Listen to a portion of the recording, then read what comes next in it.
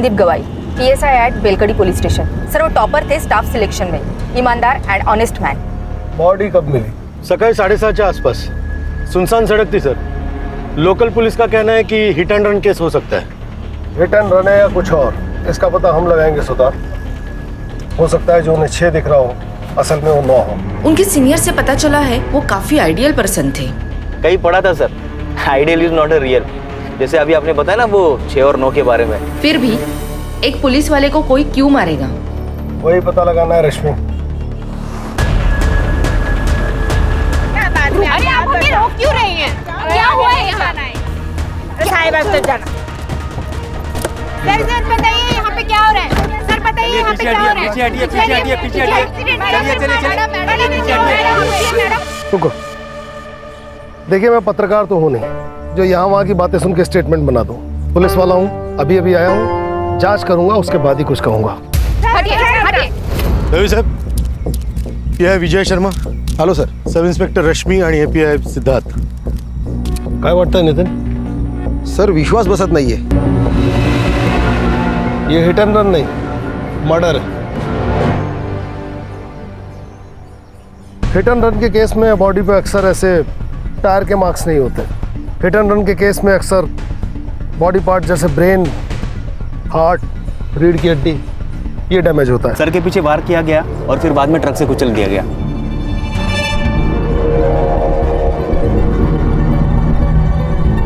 Sir ये phone मिला है। ठीक से चेक करो इसे। रश्मि, इस केस से जुड़े सारे डिटेल्स चाहिए और संदीप के पर्सनल डिटेल्स भी। जलगांव के बेलकड़ी गांव पुलिस चौकी के PSI संदीप गवई की बेरहमी से मौत हो चुकी है।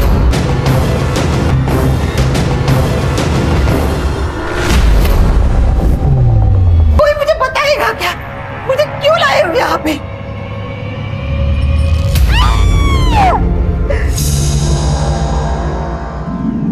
सर, संदीप की मां ये मानने को तैयार ही नहीं है कि संदीप की मौत हो चुकी है। कैसे मानेगी सर? संदीप के सिवा उसका दुनिया में कोई नहीं था। अगले हफ्ते संदीप की शादी थी। नितिन सर, शादी में सिर्फ लड्डू खाने मत आना, 2 दिन पहले सब काम करने के लिए आना है। हो काकू, पक्का आऊंगा, नक्की। काकू बोल के मस्का मत लगाओ। आना है मतलब आना है। ये देखो मेरा बेटा आ गया। आप लोग नहीं आएंगे ना तो ये शादी के फेरे भी नहीं लेगा। तू यहाँ भी शुरू हो गई।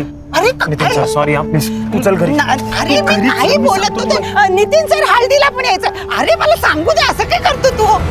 संदीप ऐसे किसी केस में इन्वेस्टिगेशन कर रहा था जिसमें उसकी जान को खतरा हो? नहीं सर, पर हाँ वो प्राइवेटली कुछ ढूंढ रहा था। उसके बारे में मुझे कुछ नहीं पता। हाँ सर, 3 महीने पहले सर का यहाँ पोस्टिंग हुआ था, तब से मैं उनके साथ हूँ, लेकिन मुझे भी पता नहीं चला कि वो आखिर ढूंढ क्या रहे हैं। नितिन, तुम्हारे हिसाब से संदीप ऑनेस्ट, स्ट्रिक्ट और उसूलों वाला इंसान था, फिर ये लुका छिपी क्यों? ऐसा कौन सा केस था जो उसने तुम्हें बताना भी जरूरी नहीं समझा? सर, कल शाम 7:30 बजे प्रिया साठे नाम के किसी लड़के ने संदीप को कॉल किया था। मैंने कॉल लॉग चेक किए तो पता चला कि पिछले 4 दिनों से उनकी कंटिन्यूअसली बातें चल रही थी। संदीप के फोन की पूरी CDR मुझे चाहिए। जी सर। कौन है प्रिया साठे, जानते हो? हाँ सर, उन दोनों के बीच कुछ तो था, पर क्या था वो मुझे पता नहीं। उस दिन मैंने उसे पहली बार देखा था। प्रिया, थांबे, गाड़ी थांबो।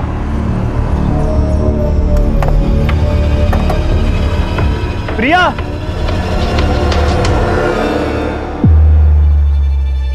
मैंने सर से पूछा कि वो लड़की कौन थी, तभी उन्होंने मुझे बताया कि वो उनके कॉलेज की पुरानी फ्रेंड थी। लेकिन दूसरी बार जब मैं ड्यूटी खत्म करके घर जा रहा था, 2 लोग अकेले सुनसान जगह पे हाथ पकड़ के बैठे रहेंगे तो उसका क्या मतलब हो सकता है सर? बाद में मुझे पता चला कि प्रिया शादीशुदा है। 1 साल पहले ही उसकी शादी हो चुकी है। मैंने उन्हें बहुत समझाने की कोशिश की, पर आखिर में जूनियर हूं सर, मेरी कौन सुनेगा?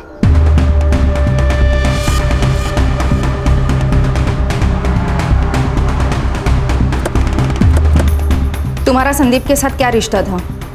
हम कॉलेज के दोस्त थे। कॉलेज के बाद किसी से कांटेक्ट नहीं था। हम दोनों भी अभी कुछ हफ्तों पहले ही मिले थे। तुम्हारे पति को पता है तुम्हारे और संदीप के बारे में? नहीं, मैंने उन्हें कभी नहीं बताया। क्यों? क्योंकि मुझे ज़रूरी नहीं लगा। संदीप और मैं दोस्त है, इससे आप लोगों को क्या प्रॉब्लम है? मैडम, जब दोस्त का मर्डर हो जाएगा तो सवाल उठेंगे और प्रॉब्लम भी होगी। लेकिन मुझ पर क्यों?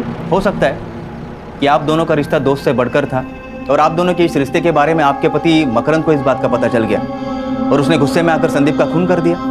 ये आप क्या बोल रहे हो? धोखा अक्सर मतलब पूरा होने के बाद ही दिया जाता है। ऐसा कौन सा मकसद था मैडम जो संदीप ने पूरा कर दिया था? बंद कीजिए ड्रामा। संदीप मेरे भाई की तरह था। तो आपके भाई साहब के बारे में आपके पतिदेव को आपने क्यों कुछ नहीं बताया? क्यों सब छुपा के रखा? म्हणजे काहीतरी होतच ना। ऐसा कुछ नहीं है। मकरंद से मैं प्यार करती हूँ और हम दोनों खुश हैं। करता क्या है ये मकरंद? जी, उनका दाल चावल का होलसेल का बिजनेस है और उसी सिलसिले में उनका जलगांव जाना होता है। मोबाइल नंबर दीजिए उनका। सर, मुझे तो लव ट्रायंगल की बू आ रही है।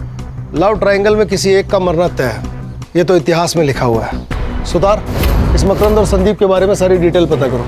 और रश्मि, प्रिया के बारे में सब पता करके बताओ। सर, ये प्रिया तो डॉक्टर राजा आठवले की बेटी है। कौन है डॉक्टर राजा आठवले? सर, कहने को तो ये डॉक्टर है, लेकिन लोग इसे देव मानुस कहते हैं। आरटी एक्टिविस्ट है, लोगों की काफी मदद करता है। लेकिन सर, पुलिस से इसकी नहीं बनती, क्योंकि इन्हें हर पुलिस वाला बिका हुआ और करप्ट लगता है।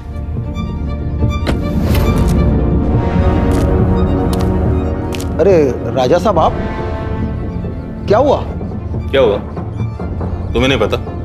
जब जनता का सेवक ही जनता की सेवा ना करे तो मुझे तो आना ही पड़ेगा ना। ये मंजरी है, इसके पुरखों की जमीन को एक लोकल गुंडा हड़पना चाहता है। इसने कंप्लेंट दी पर तुम लोगों ने कोई एक्शन नहीं लिया। दरअसल राजा साहब, वो हुआ ये कि क्या क्या वो क्या मतलब? ये विधवा है तो इसकी कंप्लेंट को तुम सीरियसली नहीं लोगे? ये मत समझना कि अकेली है, इसका भाई अभी जिंदा है, राजा अठावले। और सुनो, अगर कल तक उस रघु का तुमने कोई बंदोबस्त नहीं किया ना तो परसों बिना बताए अपना रेजिग्नेशन डाल देना। रश्मि, ये तो एक अलग ही एंगल निकल के आ गया। कहीं ऐसा तो नहीं कि प्रिया के पिता डॉक्टर राजा अठावले को संदीप और प्रिया के बारे में पता पड़ गया और उसने गुस्से में आकर संदीप को मरवा दिया? सर, कहने को तो बहुत कुछ हो सकता है, लेकिन हम उस पर डायरेक्ट डाउट नहीं ले सकते। बड़े चाहने वाले हैं उसके। सर, अगर वो इन्वॉल्व है तो पूरे सबूत के साथ जाना पड़ेगा। कहाँ है इस डॉक्टर साहब और देव मानुष का क्लिनिक?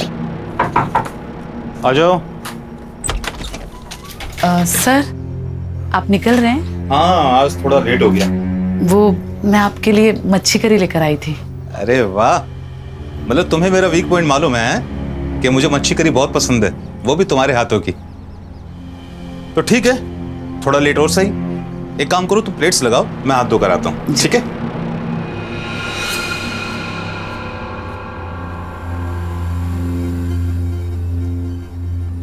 अरे वाह, खुशबू तो बहुत अच्छी आ रही है।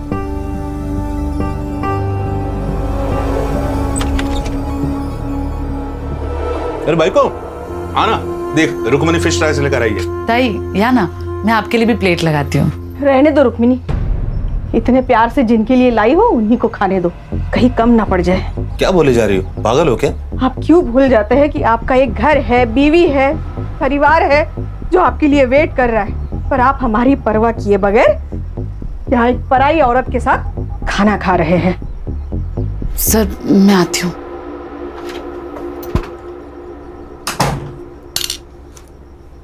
मेघा, बोलने से पहले सोच तो लिया करो। कोई विधवा है, उसकी कोई फैमिली नहीं है, अपने पैरों पर स्टैंड हो जाए इसलिए मैंने उसे नौकरी दी, इज्जत की जिंदगी दी। तो तुम हम दोनों के बारे में शर्म आती है मुझे तुम्हारे ऊपर। तो क्या कहूँ, सुबह क्लिनिक के लिए जल्दी चले जाते हो, रात में लेट आते हो। पेशेंट होते हैं मेघा, इसलिए देर हो जाती है। गंद भरा है तुम्हारे दिमाग में, निकालो से बाहर।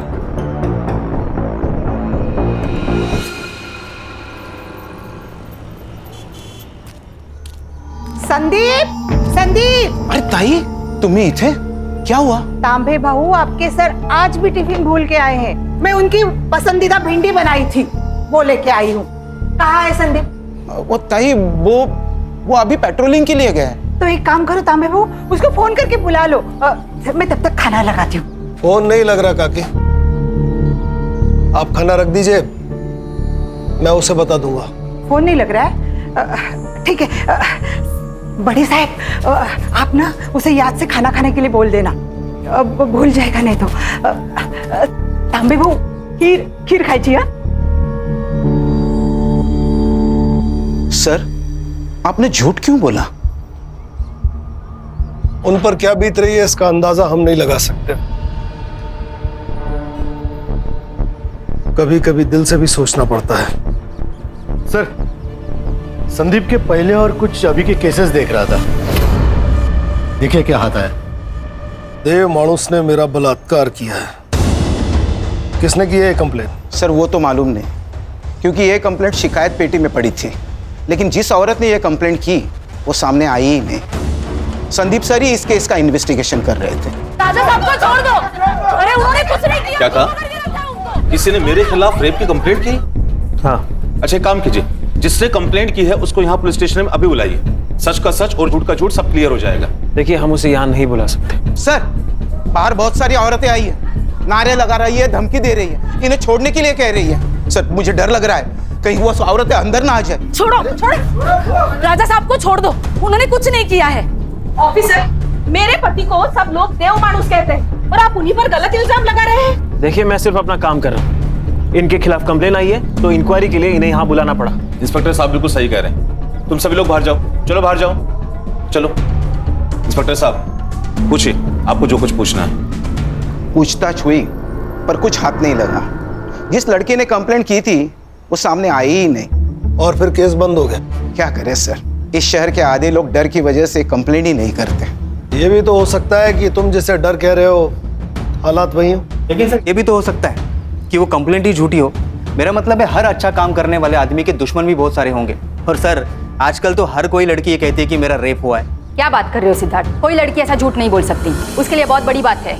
रश्मि मैडम, फेक एलिगेशंस के कितने केस आते हैं हमारे पास, और इन लड़कियों के फेक एलिगेशंस की वजह से कितने ही लड़कों की जिंदगी बर्बाद होते हुए देखी मैंने अपनी आंखों से। इसका मतलब है हर लड़की झूठी है? मैंने ये तो नहीं कहा ना, मैंने तो बस इतना कहा कि हर लड़की सच्ची नहीं होती, बस। देखो तुम ज्यादा बस साला हर जगह शुरू हो जाते हो।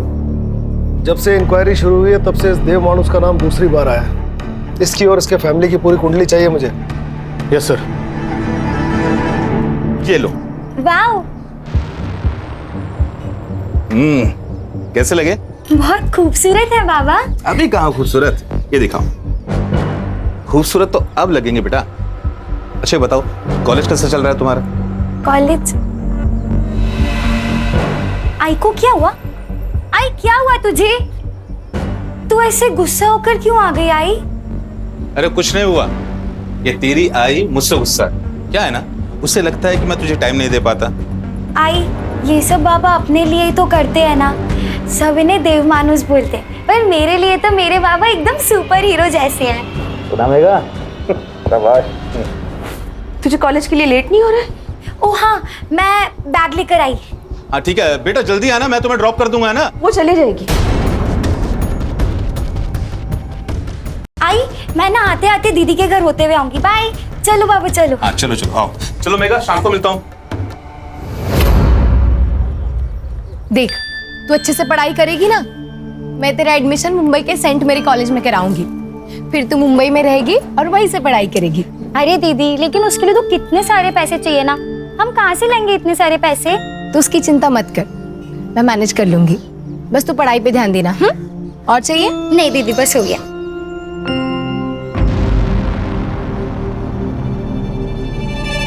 ये कंगन कब खरीदे? ये तो मुझे आज सुबह ही बाबा ने दिए। कितने खूबसूरत है ना। निकाल कर फेंक दे। यहाँ हर चीज की कीमत चुकानी पड़ती है नीतू। बिना मतलब के यहाँ कोई किसी के लिए कुछ भी नहीं करता। दीदी, वो बाबा है हमारे सौतेले। और मैं इतना गुस्सा क्यों कर रही हूँ ना, तेरी माँ से जाके पूछ। मुझे किसी से कुछ नहीं पूछना। तू जलती है मुझसे क्योंकि बाबा ने तुझे कुछ गिफ्ट नहीं दिया, मुझे कंगन दिए, इसलिए जा रही हूँ मैं। नीतू, नीतू बात सुन मेरी। नीतू,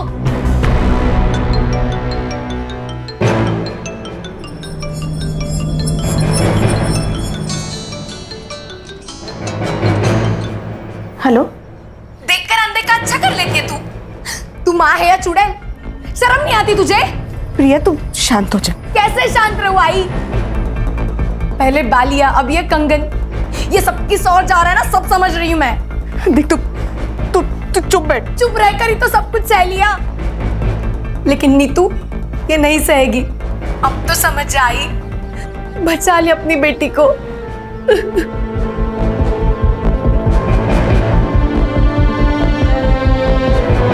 सर, पोस्टमार्टम रिपोर्ट के अनुसार संदीप की मौत रात को 11 से 3 बजे के बीच हुई।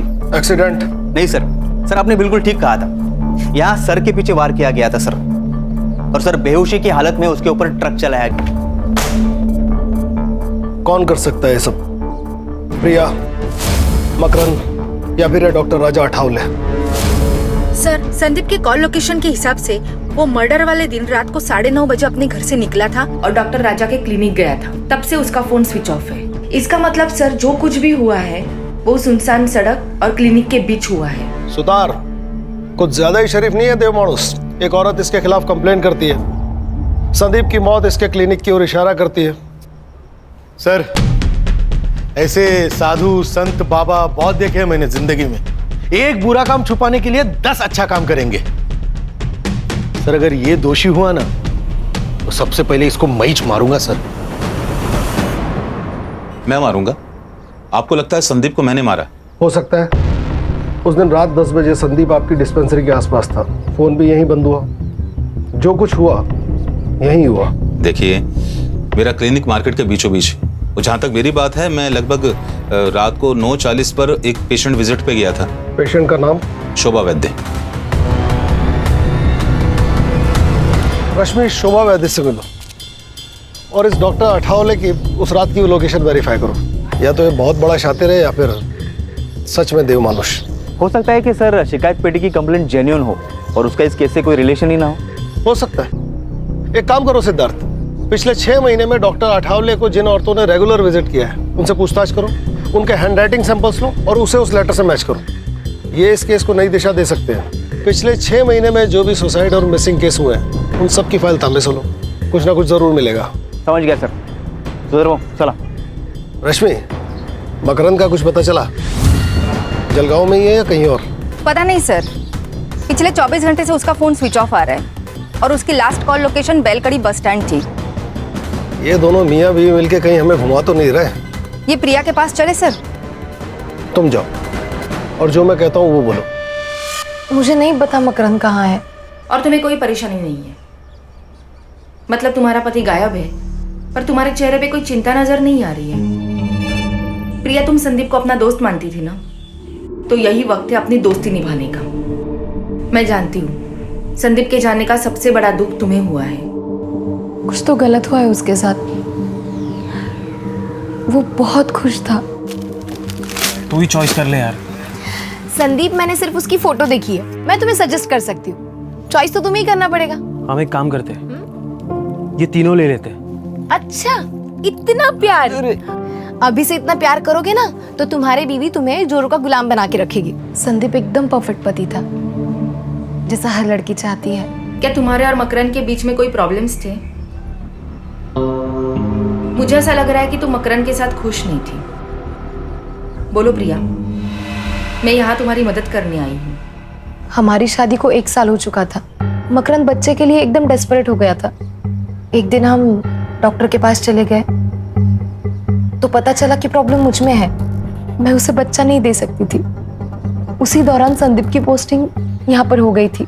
उसे मैं अपने सारे प्रॉब्लम्स बताती थी, लेकिन मैं जानती थी कि मकरंद इस बात को नहीं समझेगा, इसलिए संदीप के बारे में मैंने उसे कभी कुछ नहीं बताया। संदीप का मर्डर और मकरंद का गायब होना, इसमें कुछ तो कनेक्शन हो सकता है प्रिया। तुम जानती हो मकरंद कहाँ हो सकता है? मकरंद का हमेशा जलगांव आना जाना होता है। वहां पर उसका जो दोस्त है अजित देशमुख, शायद उसे कुछ पता हो। देखो सर, इन दोनों की हैंडराइटिंग भी मैच नहीं हो रही। सर, मेरी उत्तरा बीमारी से तंग आ गई थी सर। रात रात भर रोती थी, उसे जीना ही नहीं था, इसलिए उसने खुदकुशी कर ली। उत्तरा राजा अठावले की पेशेंट थी, हो सकता है कि बात कुछ और हो। 1 मिनट, आप राजा साहब पर शक कर रहे हो? अरे देव मानुस है वो। मैं आज जो स्कूल में क्लर्क की जॉब कर रहा हूं ना, उनकी वजह से मुझे और उत्तरा को हमारे बुरे समय से उन्होंने निकाला था। देखिए सर, मुझे इस बारे में आपसे कोई बात नहीं करनी, आप प्लीज जाइए। मेरे पति को मरे बहुत साल हो गए सर। ये कौन सा एप्लीकेशन फॉर्म है?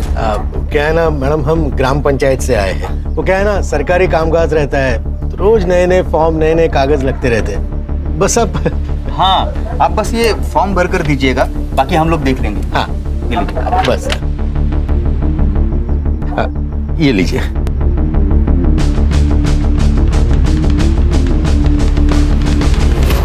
सर, मकरन से बात हुई और वो उसका दोस्त अजीत देशमुख, उससे भी बात हुई। वो दोनों साथ में ही थे। मैंने मकरन को बुला लिया है, कल वो पुलिस स्टेशन आ जाएगा। अरे बैठ ना मकरन, सुधर भाऊ दांड का क्या जरा आलो क्या रे? हाँ 3 दिवसापासून फोन बंद करून बसलायस। तेरे को क्या लगा तू फोन बंद करके बैठेगा तो तेरे को हम भूल जाएंगे? हाँ, तेरे को पकड़ नहीं पाएंगे। बोल, सच सच बता, क्यों भागा था घर से? क्या करता मैं उस घर में रहकर? मुझे उस प्रिया की शक्ल भी नहीं देखनी थी। उसने धोखा दिया है मुझे और मेरी फैमिली को। मतलब? प्रिया कंसीव नहीं कर पा रही थी, इसलिए हम डॉक्टर के पास गए। स्कैन किया, जब मैंने रिपोर्ट देखी तो मैं पागल हो गया था। इतना बड़ा धोखा। हाँ, जी करता है ना तुझे यही मार दूं मैं। तेरे पास यूट्रस ही नहीं है तो बच्चा कैसे होगा? ये क्या कह रहे हो आप? मुझे कुछ समझ नहीं आ रहा है। 2 साल पहले ही तेरा यूट्रस निकाल दिया और तू कहती है तुझे कुछ भी पता नहीं। पागल समझाए मुझे? जानवर हूं मैं जो तेरे बाप ने मेरे सामने ये मांस का टुकड़ा डाल दिया? ना तो पूरी बीवी कहने लायक है, ना पूरी औरत। जो औरत बच्चा पैदा नहीं कर पाए वो औरत कहलाने के लायक नहीं। तो जैसे लोगों के लिए अलग अस्पताल होना चाहिए, इलाज की जरूरत तुझे है। देखिए सर, ये सारी बातें है ना आपके शहर में ठीक है, लेकिन हमारे यहाँ शादी के बाद अगर बच्चा ना हो तो वो शादी नहीं मानी जाती। अच्छा, तो अधूरी शादी को पूरा करने के लिए अफेयर किया तूने? क्या बकवास कर रहे हो आप? ये सब अरे सर रहने दीजिए। अरे मैं देखता हूँ ना इसे। अरे बकना आगे और उसके बाद उल्टा जवाब दिया ना, समझ लेना। बताता हूँ। प्रिया से दूर रहने के लिए मैं मेरे दोस्त अजीत के पास सातारा में रहने गया। वहाँ मेरी मुलाकात अजीत की बहन कविता से हुई। हम दोनों एक दूसरे से प्यार करने लगे और हमने शादी करने का फैसला किया। मुझे प्रिया से और प्रिया की फैमिली से कोई दुश्मनी नहीं है। बस मुझे खुश रहना है। तू जानता था संदीप और प्रिया की दोस्ती के बारे में? अगर मुझे उन दोनों पर शक होता तो सबसे पहले मैं प्रिया को मार देता, संदीप को नहीं, क्योंकि प्रिया ने मुझे फंसाया है, संदीप ने नहीं। अगर उन दोनों में कुछ होता भी ना तो सबसे बड़ी खुशी मुझे होती। जान तो छुट्टी उस प्रिया से। ठीक है, जा। और सुन, कितना भी जरूरी काम हो, बेल कड़ी छोड़ के जाने की गलती मत करना। ठीक है सर। मकरन सच कह रहा है। मैंने उसकी जिंदगी खराब की है, लेकिन मुझे सच में नहीं पता था कि मेरा गर्भाशय निकाला गया है। तुम जानती हो ये मुमकिन नहीं है। मतलब तुम्हारा ऑपरेशन हुआ और तुम्हें पता ही नहीं चला? वो मैं प्रेग्नेंट थी। आई वॉज रेप्ड और मेरा बलात्कार करने वाला कोई और नहीं था, मेरा बाप डॉक्टर राजा अठवले। बाबा के गुजर जाने के बाद हमारी हालत बहुत खराब थी। मैं सिर्फ 14 साल की थी और नीता 10 साल की। हमारे खातिर आई ने दूसरी शादी की, लेकिन एक रात मैंने देखा वो डॉक्टर मेरी आई के साथ बलात्कार कर रहा था। एक मिनट, बलात्कार? हाँ, वो आदमी राक्षस से कम नहीं है। सेक्स के लिए पागल है वो। मेरी आई को तकलीफ में देखकर उसे मजा आता था।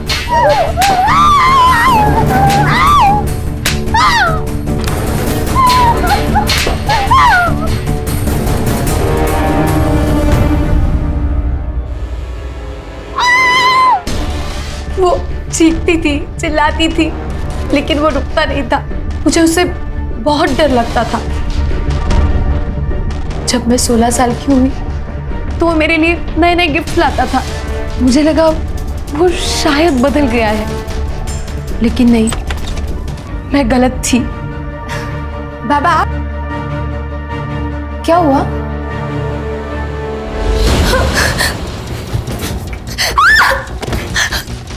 बाबा छोड़ो मुझे।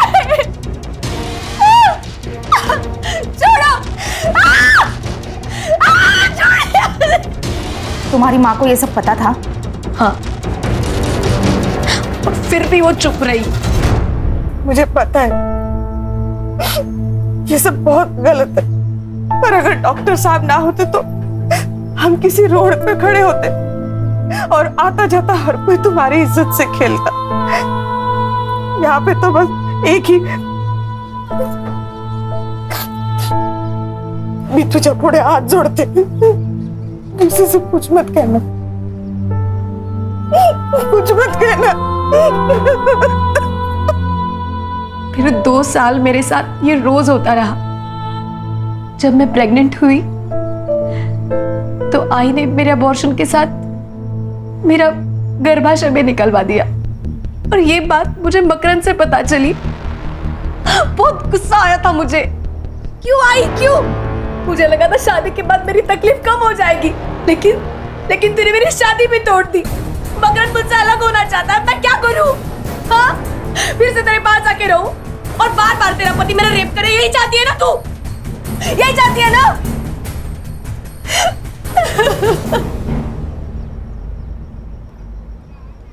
कोई साथ में नहीं था मैडम, किसको बताती? तभी मेरी मुलाकात संदीप से हुई। मैं उसे सब कुछ बताती थी, उसी के सामने रोती थी। चुप रहकर कुछ नहीं मिलेगा प्रिया, तुम्हें बोलना पड़ेगा। सब खत्म हो जाएगा संदीप। तो अब क्या ठीक चल रहा है प्रिया? देखो, अगर तुम ऑफिशियल रेप की कंप्लेंट नहीं डालोगे तो मुझे ये केस अपने हिसाब से हैंडल करना पड़ेगा, और कुछ भी हो जाए मैं तुम्हें इंसाफ दिलवा कर ही रहूंगा।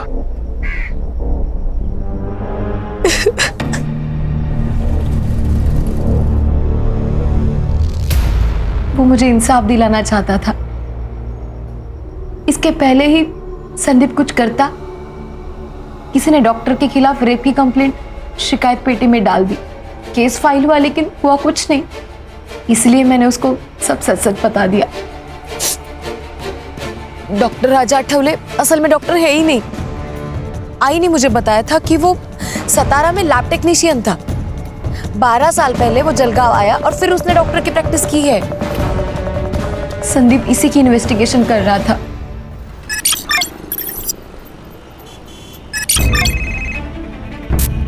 हाँ बोलो सुतार। सर, शिकायत पेटी की हैंडराइटिंग मैच हो गई सर। किसके साथ? शोभा वैद्य, जिससे मिलने उस रात राजा आठवले गया था।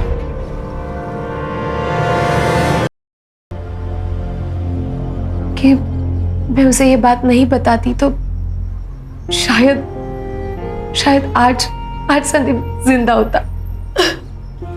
ये सब कुछ मेरी वजह से ही हुआ है, सब कुछ मेरी वजह से। सही थे सर, आप बहुत शातिर कौवा है ये। साधूच्या वेशात राक्षस है। अब इस राक्षस के उद्धार का वक्त आ गया है सुतार। पक्के सबूत जुटाओ इसके खिलाफ, फिर निकालेंगे इसकी बारात पूरे शहर में। सुतार, पता लगाओ अभी इसका टारगेट कौन है, किसका इलाज चल रहा है वहां फिलहाल। रश्मि, अगर संदीप को यह पता था कि यह डॉक्टर फेक है तो उसने इसके खिलाफ मेडिकल काउंसिल में कांटेक्ट किया होगा, पता लगाओ। Yes sir. हैंडराइटिंग के बारे में कुछ पता चला? अपने हैंडराइटिंग एक्सपर्ट उस पर काम कर रहे हैं, वो भी मिल जाएगी सर। टाइम नहीं है, अगर सबूत मिलने से पहले डॉक्टर गायब हो गया तुम सबको गायब कर दूंगा। आप लोग यहाँ सब गप्पे मार रहे हैं, मेरी बेटी की शादी है। तांबे बहू, ये मिठाई पूरे पुलिस स्टेशन को बांट दो। बड़े साहब नमस्कार, मेरे संदीप की शादी का कार्ड है, लीजिए। पूरे परिवार के साथ आना है, कोई भी बहाना नहीं चलेगा। नितिन साहब, एक दिन पूरे पुलिस स्टेशन को छुट्टी, और एक दिन पुलिस स्टेशन को छुट्टी दी तो कोई पहाड़ नहीं टूटने वाला। आप सब लोग ना शादी में आना। और संदीप भी ना कहाँ चला गया पता नहीं, सारे काम मुझे करने पड़ रहे। साधना, तू पढ़ेगा लगना ला। सर ये कुछ ज्यादा ही नहीं हो रहा है सर। इनके दिमाग से वो सदमा निकालना होगा, नहीं तो बेचारी सारी जिंदगी भर संदीप का इंतजार करती रहेगी वो। सर, इन्होंने तो अभी तक संदीप की बॉडी भी क्लेम नहीं की है।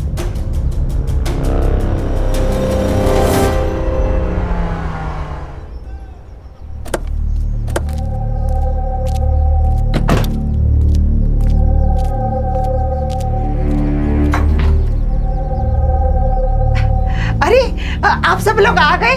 बहुत सारे काम पड़े हैं। मुझे ना खाना बनाने वाले के पास भी जाना है। और तांबे बहू, शादी के दिन आपको ही गाड़ी सजानी है। हाँ, और ना क्या मैं लाल बत्ती की पुलिस की गाड़ी में थोड़ी ना मैं बहू को लेके आऊंगी। आप दोनों को काम करने के लिए आना है। अरे तुम इथे काय उभे आहात? हाँ,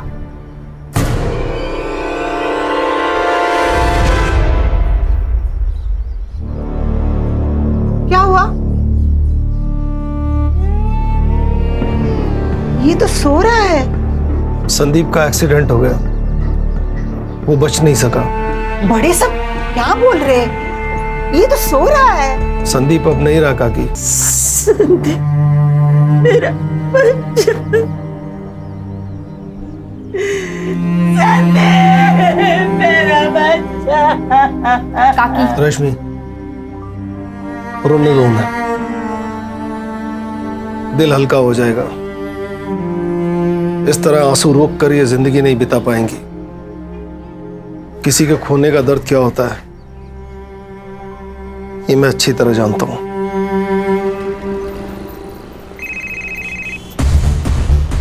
हाँ बोलो सुतार। सर, शिकायत पेटी की हैंडराइटिंग मैच हो गई सर। किसके साथ? शोभा वैद्य, जिससे मिलने उस रात राजा आठवले गया था। तुम्हारी हैंडराइटिंग इस लेटर से मैच हो रही है जिसमें तुमने लिखा है कि देव मानुस ने तुम्हारा बलात्कार किया है।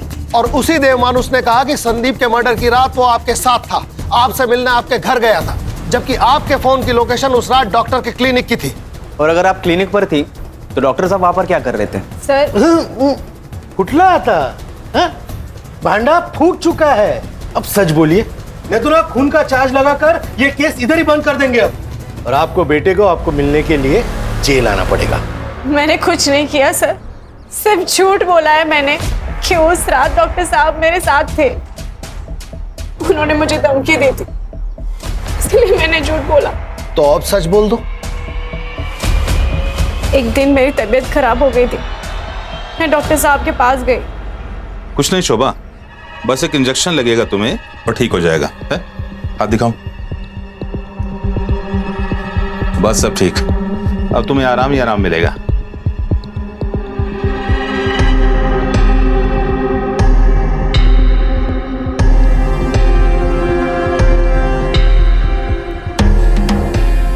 उसके बाद ये हर रोज होता रहा। तो तुमने पुलिस स्टेशन आके कंप्लेंट क्यों नहीं की? हमारी हालत बहुत खराब थी मैम, खाने तक को पैसे नहीं थे। डॉक्टर साहब आते, मुझे पैसे देते और उसके बाद मुझे अपने आप से घिन आने लगी। मुझे ये सब बंद करना था सर, इसीलिए मैंने शिकायत पेटी में चिट्ठी डाल दी। तो जब पुलिस आपके दरवाजे आई तो सच क्यों नहीं बोला? डर गई थी सर मैं कि अगले दिन अगर डॉक्टर साहब छूट के आ जाते वो मुझे भी मार डालते। मुझे भी? मतलब? उस रात डॉक्टर साहब ने मुझे क्लिनिक बुलाया था, वहां संदीप सर भी आए थे। डॉक्टर का धर्म होता है जिंदगी देना, जिंदगी लेना नहीं। पर ये तू नहीं समझ पाएगा क्योंकि तू डॉक्टर है ही नहीं। इंक्वायरी की है मैंने तेरी, ये जो डिग्रियां लटकाई हुई है ना सब फेक है। कौन यकीन करेगा रे तेरा? देव माणूस है मैं, देव माणूस। दबाओ यहां से, तेरा पैसा पहुंच जाएगा स्टेशन में। अपनी बेटी का बलात्कार कर दिया, उसका यूट्रस निकाल दिया ताकि वो फिर से प्रेग्नेंट ना हो पाए। तू देव मानुस नहीं है, तू राक्षस है, राक्षस।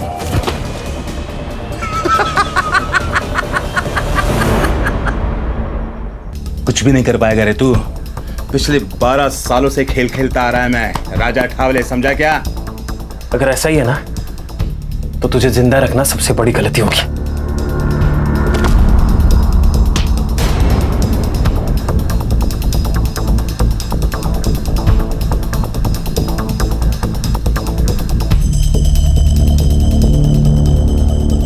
क्यों डर रही है? अरे हमारा नहीं है, बेहोश हुआ है बस। तू फोन दे, दे लवकर, दे दे दे। अरे दे। हाँ सुन, राजा बोल रहा हूं। किसको कॉल किया था उसने? किसको कॉल किया था?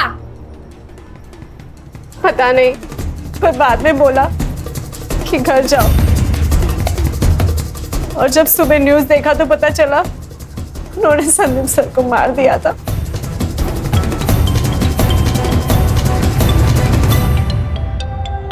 उठाओ, लाउड स्पीकर पे लो।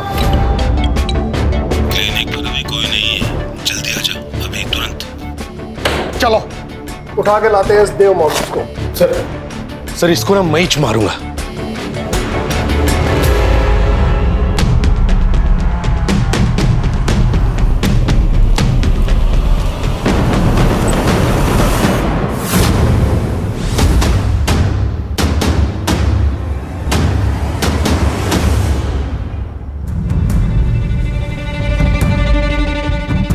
सर, ही इज नो मोर।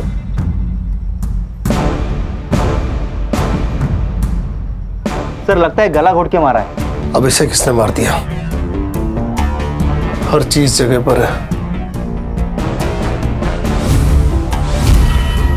इसे जिसने मारा है वो जानता था कि शोभा के बयान के हिसाब से संदीप को इन्हीं में से किसी एक ट्रॉफी से मारा गया है। इन ट्रॉफीज को फॉरेंसिक के लिए भेजो Sutar. Yes sir. Sir Raja ने शोभा को कॉल किया था और उसके 2 मिनट बाद इस सेल पर और एक फोन आया था। किसका? मकरंद का। हेलो, ओके ठीक है सर।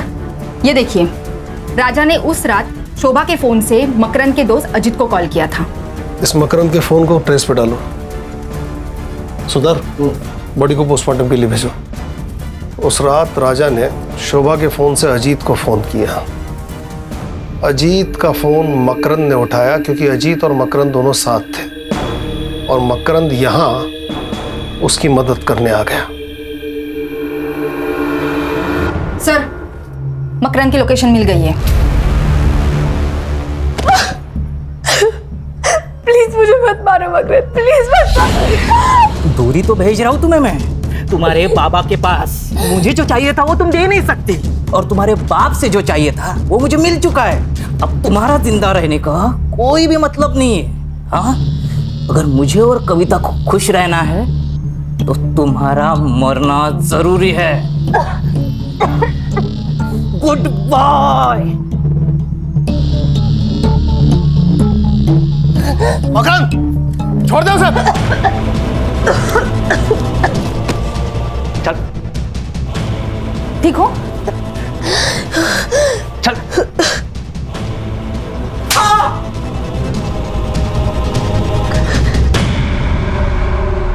वो दाढ़ी बोल तो गया था पटापट। मैंने और कविता ने शादी करने का फैसला ले लिया था, लेकिन मेरा बिजनेस ही अच्छा नहीं चल रहा था और ये बात अजीत को पता थी। उसने तो मेरे सामने शर्त ही रख दी थी, अगर मेरी बहन के साथ शादी करना चाहते हो तो तुम्हें 25 लाख रुपए जुटाने पड़ेंगे। मैंने तो टेंशन के मारे घर ही जाना छोड़ दिया था, लेकिन मुझे प्रिया का कॉल आया था। उसने मुझे बताया कि डॉक्टर साहब ने उसके साथ जबरदस्ती की थी और उसी की वजह से वो प्रेग्नेंट हुई थी। लेकिन ये बात जब डॉक्टर को पता चली तो उसने उसका यूट्रस ही निकाल दिया था। लेकिन ये सारी बातें सुनकर मेरे दिमाग में पैसा कमाने का रास्ता नजर आया। मेरा बलात्कार करने वाला कोई और नहीं था, मेरा बाप डॉक्टर राजा अठवले। अच्छा हुआ ना मैं कॉल रिकॉर्ड करता हूँ, नहीं तो ये एटीएम कार्ड मेरे हाथ में कैसे लगता। अब जब मैं बोलूं तब मुझे पैसे देते रहना। नहीं, टेंशन की कोई बात नहीं है, मैं किसी को कुछ नहीं बताऊंगा। लेकिन हाँ, अगर मुझे पैसे नहीं मिले तो ये ऑडियो क्लिप वायरल हो जाएगी, फिर तुम और तुम्हारी बेटी दोनों मिलकर खुदकुशी करना। हर महीने मुझे पैसे मिलते रहे और मैं जुटाता रहा, लेकिन प्रिया मुझे बार बार कॉल करके तंग करती रहती थी, इसलिए सातारा जाने के बाद मैं फोन ही बंद कर देता था। उस रात डॉक्टर साहब का कॉल अजीत को गया था। हाँ सुन, राजा बोल रहा हूँ, एक काम है तुझसे। 1 घंटे में 10 लाख कमाएगा। हाँ, कैसे? एक बॉडी को ठिकाने लगाना है, एक्सीडेंट लगना चाहिए। हाँ ठीक है। मैंने तुरंत हाँ कर दी क्योंकि मुझे पैसे जुटाने थे। अजीत का तो ट्रांसपोर्ट का बिजनेस था ही, इसलिए मैंने बिना बताए उसकी गाड़ी लेके बेलकड़ी पहुंच गया। मैंने क्लिनिक से बॉडी उठाई और खदान के पास वाले रोड पे लेके गए। सुबह जब मैं बेलकड़ी पहुंचा तो मुझे पता चला कि वो एक पुलिस वाला था। जलगांव के बेलकड़ी गांव पुलिस चौकी के पीएसआई संदीप मुझसे छुपा कर रखी थी। डॉक्टर राजा तुझे बाद में भी पैसे देता था ना, सोने का अंडा देने वाली मुर्गी को मार क्यों दिया? मुझे टिप मिली थी। डॉक्टर साहब ने अपनी जमीन बेचकर 3.5 करोड़ रुपए जमा किए थे, लेकिन जो खरीदार था उसकी एग्रीमेंट होने से पहले ही मौत हो चुकी थी। तो बेसिकली ये पैसा ब्लैक हो चुका था। मैंने सोचा क्यों ना पैसा ये मेरा हो जाए, इसलिए मैंने वो पैसा डॉक्टर साहब से कैसे निकालूं ये प्लान बनाया।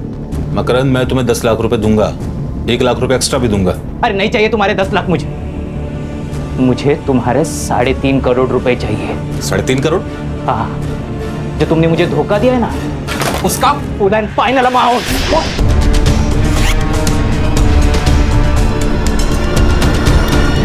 प्रिया को क्यों मारना चाहता था? डॉक्टर साहब की मौत की तलवार मेरे सर पर हमेशा रहती थी, इसलिए उन दोनों को मारकर उनकी मौत में सुसाइड बता देता और ऑडियो क्लिप वायरल करने के बाद ये बात साबित ही हो जाती। फिर मैं और कविता आराम से जिंदगी बिता पाती। बहुत सपने देखे तूने, बाकी के सपने अब जेल में देखना। कहा था ना तुझसे, तुझे इलाज की जरूरत है। तो जैसों का बस यही इलाज है। चल चल चल चल चल चल छोड़ दो चल। इस केस में आरोपी मकरंद साठे को पीएसआई संदीप गवाई और राजा आठवले के मर्डर के लिए